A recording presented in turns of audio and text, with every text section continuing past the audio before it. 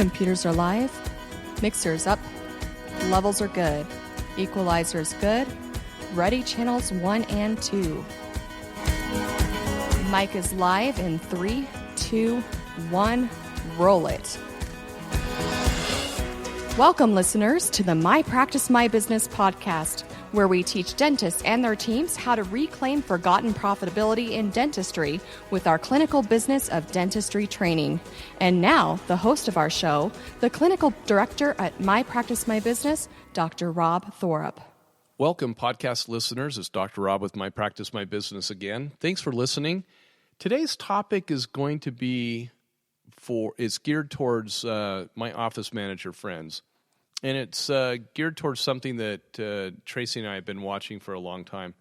It's be a leader, not a follower. And that's going to be our key that we're going to focus on. And I'm going to come back to that with a wonderful teacher that I had many years ago that taught me about being a leader, not a follower. We've been watching an office manager forum for quite some time. And we're looking at a lot of the topics that are being presented and then followed through, like a question will be asked, and then it'll be followed through with a bunch of different answers. And one of the things that absolutely concerns me is the answers that are being given. Oh my gosh, it's like, where do these people come up with the answers that they've received? And it comes back to, again, the philosophy that, you keep teaching the same thing over and over again, and pretty soon it becomes solid truth. And many of you who have been, all of you who have been through our training know that is the case in so many areas where we dispel myths and falsehoods and quite outright deception when it comes to so many business principles in dentistry. So every time I turn around, I hear where I see some office manager and sometimes the docs, and docs, I hope you're listening to this to back up your office manager and help them out. But I see an office manager regurgitating some form of crappy nonsense that they were taught by someone who professed to know everything about being a dental office manager, but in reality, they were fed with the same crappy nonsense by some self-professed extraordinaire, whether that's a consultant or somebody that had been in the business for a long time or a sales rep who didn't know a dang thing about what they were talking about when it came to many of the duties of dental office managers today. And it goes on and on and on. And for heaven's sakes, my office manager friends, be a leader, not a follower. And that's where we begin today. We're going to cover 11 topics on this on this podcast that I just want to hit home and help my office manager friends with many of these areas. And the first one you guys have heard me talk about, it's upgrading and value-added services. Those who have been through our clinical business of dentistry team training and the professional office manager training simply know the truth about offering more expensive products and services and how to charge the patient for them. Regardless if they're fee-for-service or PPO insured, it does not matter. And there are many CDT codes that are underutilized by the large majority of dental offices, let alone other services that can and should be charged for. And then the third thing about upgrading and value-added services is identifying such codes and services are what we do here at My Practice, My Business to increase revenues for every dental practice we consult with. We guarantee that increase, we guarantee a double on your monthly payment of increased revenue of services, or we will pay that month's payment. It's on us. And that's just our guarantee. That's our thought leadership of services. So who else does that? None that I'm aware of, especially when it's not some arbitrary number. It's actually CDT codes that we identify with you that you're not using and other areas where you can charge patients more for the services you provide and get paid fairly for what you do. So upgrading and value-added services, office managers, when you hear those terms, do your research. Be a leader, not a follower. Talk your doc into coming to our courses, and we'll nail that. The second thing, and I know this is like the first two components will be self-serving, and that's just the way it is because we're the leaders in this area, and nobody else is teaching and doing what we do. And that's documents from My Dental Docs. We heard from our clients, hundreds of them throughout the nation, that they spend less time on the phone with patients explaining procedures when they use documents from My Dental Docs to back up the treatment plans. That's just fact. It's simple. It's out there. The second component with My Dental Docs is increasing case acceptance by subtly connecting the why treatment is needed in the way that doesn't come across salesy. I know we had one of our docs call in and said, hey, it doesn't tell the why strong enough. And he was absolutely correct. It does not tell the why super strong. We use it in a way that's subtle and just gently to the point, because we don't want to come across salesy in our treatment presentations. We just want to give the patient just enough information that connects to the limbic system of the brain. And then there's 4 personality types, and the majority of those will go out and Google everything. And that's what we want them to do. That increases their knowledge base. Oh my gosh, I just read an article in Dental Products Report. I was going to talk about that today too, or in a future podcast. And it talks about how we need to educate our patients more in dental terms, because that helps them accept treatment and understand why we do what we do. Well, My Dental Doc says that beautifully. I feel like firing something off to Dental Products Report with that information that was written in there. I loved it. That doc that wrote that was dead on. The other component is office managers that use this cloud-based software of ours fully understand the power behind the documents and how it helps their patients choose oral health care over corporate advertising. And that corporate advertising competes with their discretionary funds to spend those funds in our practice. We want our patients, yours, mine, everybody's, to pay for oral health care instead of clothes and shoes and going to the sports bars or whatever it might be. We want them to take care of their oral health care, put it as a priority, and that's what My Dental Docs helps push. The third thing is patient referrals and rewarding those who refer their family and friends. Now, before you turn the podcast off, don't freak out. There's a couple things I want to talk about. There are only a couple of states who have issues with this and have actually passed laws against this.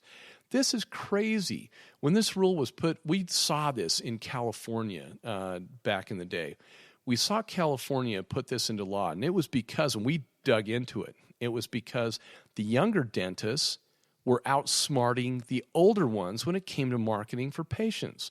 This rule was actually supposed to prevent specialists from paying GPs for referrals, which would prevent GPs from not sending patients to specialists who might not be the best person for their patients to go to, which that's kind of an oxymoron if you think about it, because I believe, and I could be wrong, but aren't all specialists pretty much board certified in their areas? Now, yes, I know some are better than others. I've seen it here in Utah, and but all of them do a dang good job by and large. And that, at least in Utah, I don't know of a specialist that just doesn't try hard and do great work for my patients. And if they're board certified, my goodness, why would that law even matter? But that's a whole nother topic for another day. But this rule was never intended to prevent GPs from gifting those who contribute to the growth of our practice when it first came into play. And they just pulled it over, especially in California, because the older practitioners were seeing patients leaving their practice and going to the younger doctors who had more of a flair and a savvy for marketing because they know social media better than the older guys. So isn't that interesting? So instead, it's okay to pay dental marketing companies to drive patients into our practices, but it's not okay for our referring patient base that know us best to refer patients to us. That makes total sense to me. Let's pay a marketing company to drive patients in, but not to do it for our patients that are there. So look at your state's rules and regulations and try looking for the words nominal gift or certificate. But you definitely can't pay cash. You definitely cannot pay cash to your patients for referrals. That's pretty much across the board. The interesting thing is we actually had to look up for some of our clients in the state of Washington that rule. And it literally says that you can provide your patient a gift, a nominal gift, for referring, you just can't advertise. Well, that's what we're seeing in many of the states. State of Utah, again, has to be a nominal gift, and it can't be, something that you're punching out there all the time and promoting. Then it's frowned upon and it's looked at by the profession as being unprofessional conduct. But think about it. Look for opportunities and not obstacles. And most important, even if you can't give your patients, office managers, a thank you for sending somebody in, and send them a flower, send them a gift card to, out to dinner or something like that, or movie tickets. If you can't do that, the least you should be doing, at least it's so not awkward to ask your patients for referrals. Your patient base loves you. They're your best people. And let me tell you how we do it. We just simply say, let's say some person named Lisa comes into our practice. And Lisa's a great patient. We love Lisa. How we do is, Lisa, thank you so much for coming into our practice. We really enjoy having you here.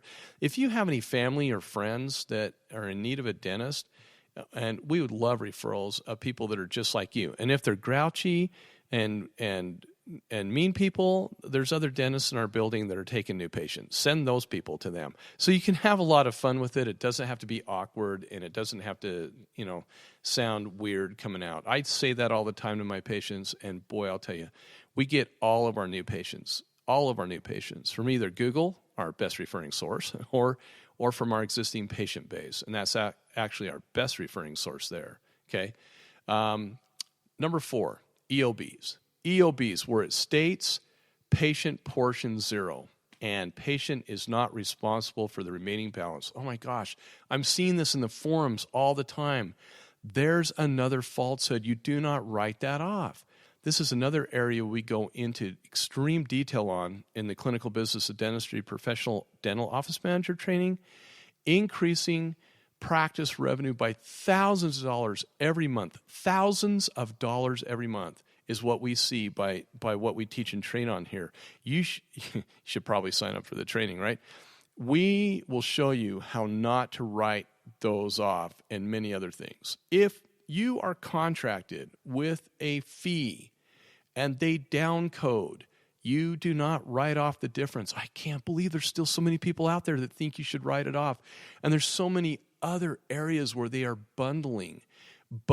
Did you know that the ADA Center for Success calls bundling potentially fraudulent? Yep, that's correct.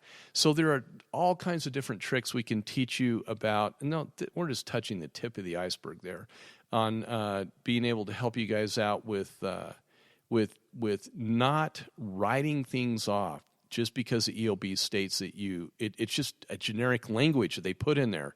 And you don't have to. Sometimes the patient will call the insurance company. Yeah, they'll say, yeah, you're not responsible for it. You just need to learn how to call out the insurance company, get on a 3-way call, and tell them to stop lying to your patient on the 3-way call with you, the insurance company, and your patient listening in at the same time. Which leads us to point 5, standing your ground.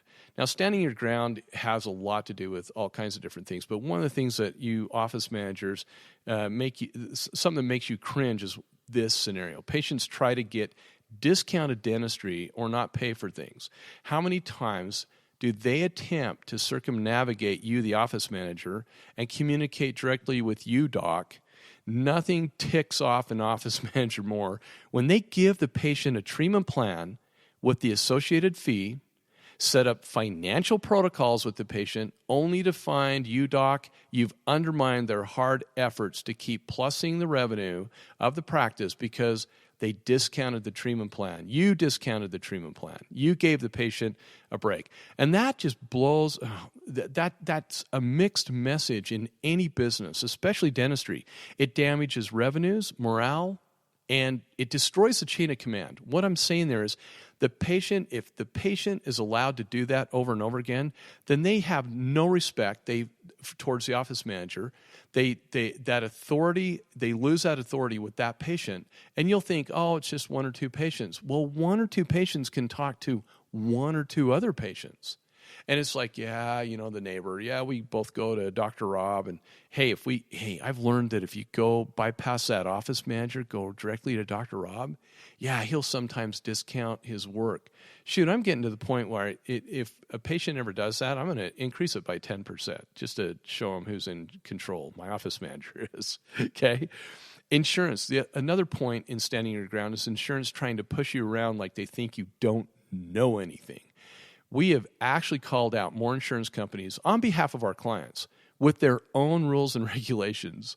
We've learned that many of the provider relations specialists don't know all that they should know, and which actually turns out to be in our favor when we call them out on those things. And we just got done doing that with one of the major insurance players up in Washington, and we're helping out our clients up there like crazy. Did I mention the doctor giving a discount? Okay, OMs, here's what you do. I just want to go back to that point earlier. Tell your doc that you are perfectly capable of collecting what is fairly due for their work. And if they don't believe so, tell them instead of discounting their work to the patient that circumnavigates you, the office manager, and goes direct to the dentist, tell your doc, and docs, you ready for this? Your office manager is going to tell you that they'll collect the entire amount, and they'll just split it with you. Since you want to write off $100, let the office manager make a deal with you. Hey, I'm going to collect that $100, and I'll tell you what, I get 50 and you get 50, because you were going to write off the whole thing anyway. Sorry, I'm laughing. I'm trying to hold a straight face while I'm saying that, because oftentimes I get so many dentists who are like, Rob, okay, shut up, stop saying anything. I get it. Implementing everything. Implementation is everything. Taking initiative, this is point 6. Taking initiative one step at a time and getting team members on board. Creating a bonus structure for yourself and your coworkers. Implementation is everything and is part of team development, which hopefully you heard in an earlier podcast. Point 7 is stop reading those books from other dentists and consultants who haven't ever worked with insurances in their career, meaning like dentists who never took a PPO plan, yet they write books on all about it. Their definitions beyond the ADA's definitions are strictly their own. They're not canonized scripture. They're not canonized anything. It is their own opinion, and oftentimes they are inaccurate, and we pointed that out over and over. So the most important thing that you can do, OMs, start reading your CDT code book and the ADA, the one the ADA puts out. And the ADA now puts out a companion book. Study those books as part of your job. You will come across things where you'll go, oh my gosh, we do this procedure and we don't even charge for it. Read between the lines. What are the descriptions actually saying? For example, therapeutic drug injection. When did it ever include the drug? Oh, wow. There's a piece of pearl of wisdom right there, or, secret sauce that we give away sometimes. Yeah, stuff like that is just unbelievable. A lot of those codes come from medical, and having worked EMS for years and years in my previous life, we layer everything. Stop allowing insurances to bundle. It's like, yeah, but I don't want to layer everything. Well, when you do that, then you're allowing the insurance company to take advantage of you, walk all over you, and do things that cause you to lose profitability, okay? Point 8, know your laws. Stop asking the unknowing what you don't know. Research out the laws yourself. Research out rules and regulations in your state. And when you're reading something, make sure it comes from a reliable source and not from someone else's opinion. That's why all of us at My Practice, My Business document, record, and back up our knowledge base with simple facts, recordings, videos, documents. If there's something we don't know, we're going to tell you, we don't know the answer to that question that you're asking, and we'll do everything we can to hunt it down and find it. However, I've been a private investigator for years, and when we want to find facts and truths, we find them, regardless of how happy it makes us or how uncomfortable it might make you. So that's what we do. It's a lot of fun. Point 9, what is your primary task in the practice, office manager? And that is, you've heard me say it, to make profitable income. And you need to remind your dentist you work for, yes, the income we're bringing in, if it's not profitable, how can I ever get a raise? Doc, so let me help you make it profitable. And that's something that we teach heavily in our courses. If you don't know your direct operating cost per hour, you will not know if you're profitable on the procedures you do. So for more information on direct operating cost per hour, listen to my podcast on that topic. That's what we defined and dove into direct operating cost per hour and why that is mission critical for every dental practice. And the last point, point 11, keep plussing your practice. And what does that mean? It's a term I learned by studying Disney University. I've read every book. Tracy and I are going to courses. Every office needs to read books on Disney University. And if possible, Doc, you should attend their courses at Disney U. We highly recommend them. They are so powerful for giving customer service and giving that, just setting your practice apart from others. In conclusion, I want to share with you the power of my 5th and 6th grade teacher. It was the same teacher. She moved with the 5th grade class up to the 6th grade class. And so those of you out there who have family members that are grade school teachers, remember, that's where all of our knowledge base comes from, is the hard work that those grade school teachers give us, and God bless every one of them. Her name was Mrs. Perkins. And Mrs. Perkins taught me in 5th and 6th grade. It was amazing. It was a time in my life. Things were tough. Things were going on at home that were tough. And she would always pull me aside and say, Rob, be a leader, not a follower in everything you do. Not only did she teach us, academic stuff, but she taught us how to be our best person. And she drove that statement home into my head so much.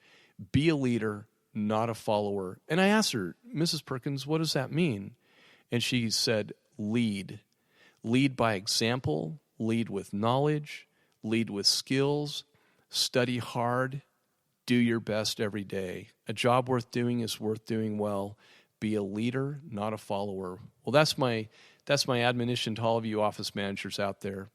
Listen to these points, learn truth. Don't believe things that you hear out there. Study the CDT code book yourself. That's the book you really need.